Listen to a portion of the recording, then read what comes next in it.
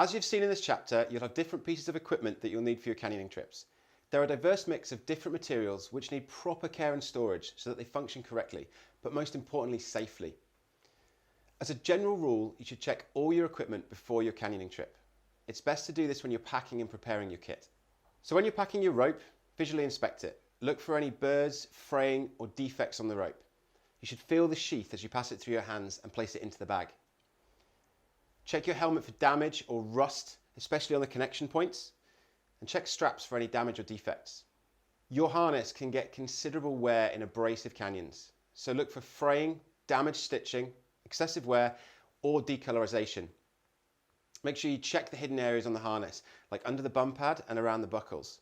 If you have any doubt with your harness, you should retire it.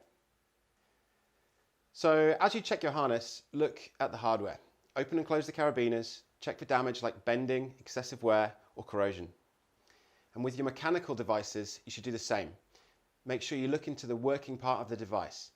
Both carabiners and mechanical devices should have a smooth operation when you open and close them. So textile PPE like slings, lanyards or connectors should be checked like rope.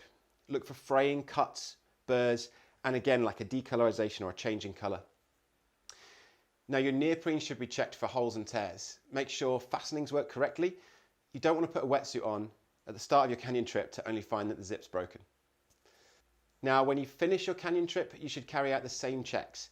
If you find any damage or defects on an item, it should be marked for repair and put aside, or if it's serious PPE, it should be retired. Okay, let's look at general care for your equipment. After your trip, allow everything to dry thoroughly. Hang everything in a well-ventilated space and make sure it's not in direct sunlight, as this can seriously damage or degrade textile products. Now don't leave wet kit in bags. It can lead to mold growth and it can also corrode metal. If you've been in a sandy environment, make sure you wash all of your equipment, especially the hardware with moving parts. Sand can get into those moving parts and prevent mechanisms from working properly. Now for your neoprene, for your wetsuits, wash it in fresh water, or you can use water with a light detergent, but make sure it dries completely before storing it. And again, this will prevent mold growing. Concerning the maintenance of your equipment, you should be able to do small repairs on some pieces of kit. But when it comes to PPE, you should never do anything more than what's recommended by the manufacturer. And you can find this on the manufacturer's sheet. If in doubt, it should be retired.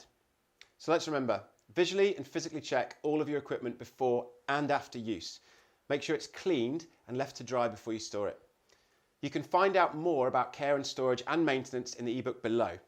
Now, if you have any questions or concerns about your equipment or PPE, why not share it with the V7 community? Good work and well done for completing this module.